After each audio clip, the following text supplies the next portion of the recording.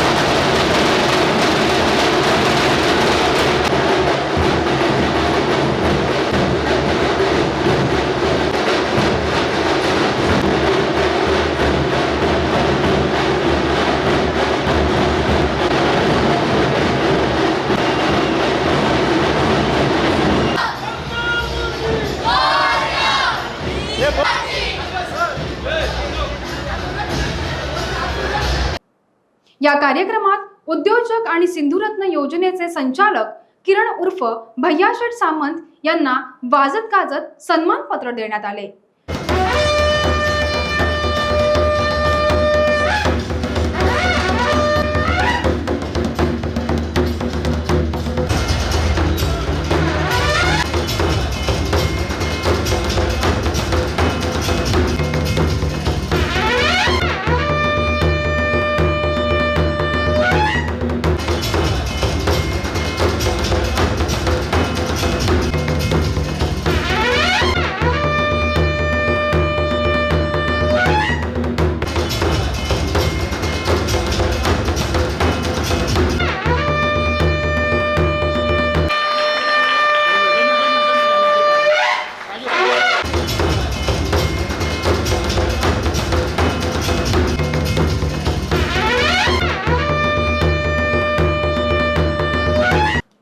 श्री मंगलमूर्ती प्रतिष्ठानच्या अध्यक्षा सौ उर्मिलाताई घोसाळकर यांनी या कार्यक्रमाचे प्रास्ताविक केले।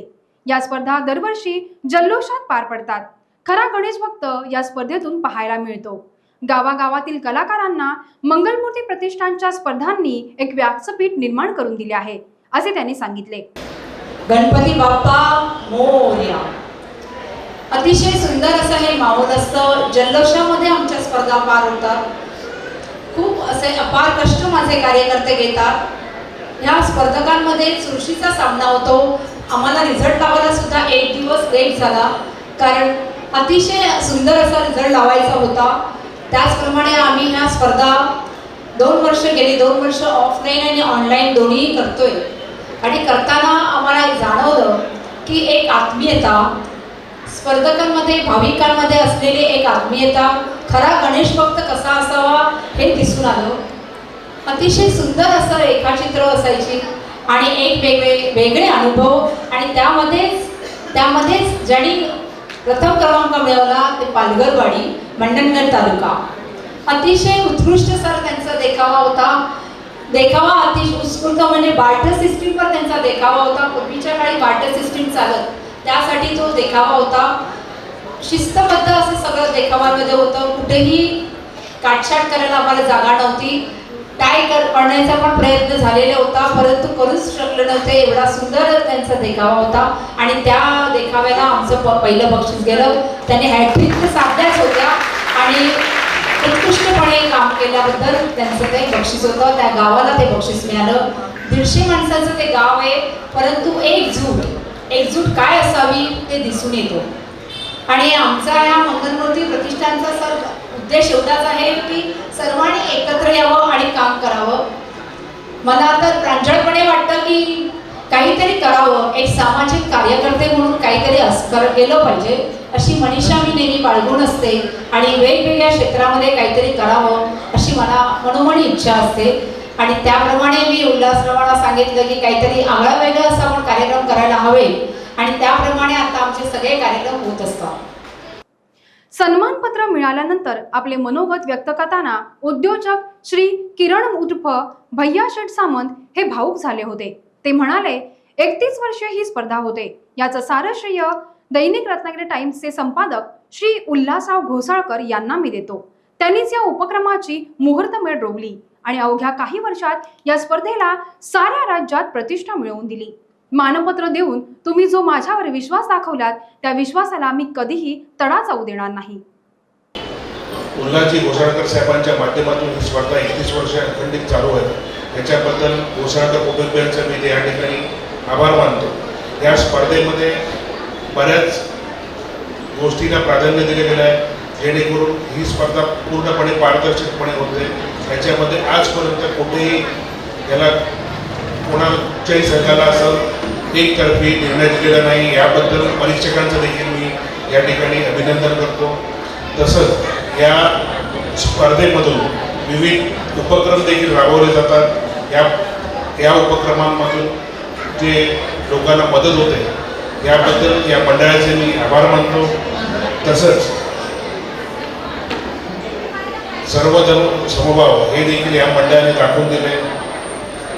आज या ठिकाणी मला बोलवलं आणि आपण माझा यथोचित मान सन्मान केला, याबद्दल सर्वप्रथम मी आपले सर्वांचे प्रतिष्ठानचे आभार मानतो आणि आपल्याला एक शब्द देतो की आपण ठेवलेला माझ्यावरती जो विश्वास आहे त्याला कोणत्याही परिस्थितीत तडा जाणार नाही, एवढंच बोलतो आणि सांगतो. जय हिंद. टाइम्स डिजिटलला लाईक करा, शेअर करा, सबस्क्राईब करा आणि बेल आयकॉन दाबायला विसरू नका. Times digital.